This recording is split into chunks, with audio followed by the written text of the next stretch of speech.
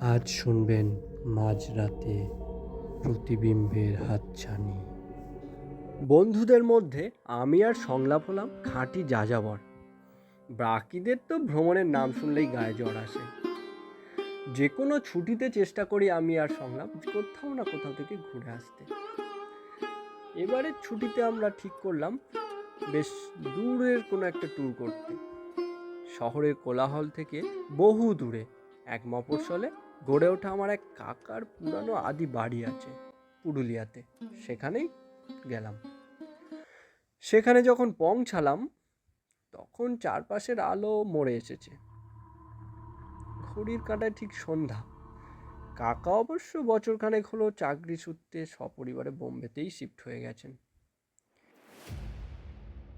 চুনকাম খসে পড়া লতা গুমনে ঢাকা বিশাল বাড়িটা এক সম্পূর্ণ জনমানবহীন।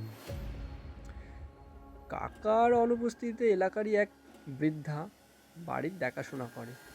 কাকা তাকে আগেভাগেই সবটাই জানিয়েছে আমাদের যাওয়ার কথা। গাড়ি থেকে নামতেই একটা ঠান্ডা স্যাঁতস্যাঁতে হাওয়া আমাদের স্বাগত জানালো। বৃদ্ধা যেন আগে থেকেই জানতো যে আমরা এই সময়ই আসবো। বৃদ্ধা এক পুরানো হারকিন হাতে নিয়ে সদর দরজার সামনে দাঁড়িয়েছিল। তার মুখটা অর্ধেকটা অন্ধকারে ঢাকা, আর চোখের দৃষ্টি যেন শূন্য। সে কোনো কথা না বলেই আমাদের ইশারা করে বাড়িতে ঢোকার জন্য বলল। আমরাও ঢুকে গেলাম ঘরের মধ্যে। এই সুবিশাল বাড়ির বাইরে থেকে যেমন লাগছিল, ভিতরটা বেশ সুন্দর পরিপাটি করে সাজানো। মনে হয় বৃদ্ধা আমাদের আসার খবর পেয়েই সাজিয়ে রেখেছে, গুছিয়ে রেখেছে। বৃদ্ধা হঠাৎ বলে উঠল, বাবু, খাবার দাবার সব আমি রেডি করেই রেখেছি। আপনারা হাত পাক ধুয়ে নিন, নিয়ে খাবার খেয়ে নিন। কালকে তো সকাল সকাল আপনারা বেরোবেন। সত্যি আমাদের প্রচণ্ড খিদেও পেয়েছিল। আর কোনো কথা না বলেই আমি আরও হাত মুখ ধুয়ে টেবিলে বসে পড়লাম। বৃদ্ধা সুন্দর রান্না করেছিল, বেশ গরম গরম ভাত আর কচি পাঁঠার মাংস। বেশ সুন্দর করে পরিপাটি করে খাওয়ালেন আমাদের। তারপরে আমরা যে যার ঘরে আমরা চলে গেলাম। নতুন এই জায়গায় এসে যাত্রাপথের ক্লান্তি আর চারপাশের নিস্তব্ধতা যেন একসাথেই আমার ভর করেছিল।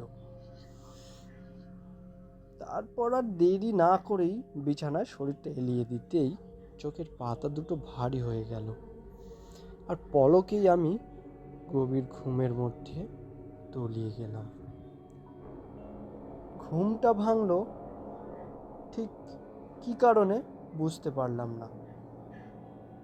কোনো কারণ ছাড়াই বুকটা ধড়ফড় করছে।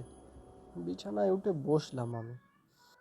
তখনই খেয়াল করলাম বন্ধ ঘরের ভিতরের পরিবেশটা কেমন যেন ভারী আর অস্বস্তিকর হয়ে উঠেছে।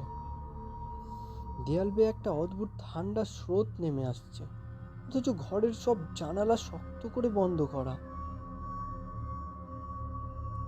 ঠিক সেই মুহূর্তেই দেয়াল ঘড়িটার নীরবতা চিরে ঢং ঢং করে ডেকে উঠল।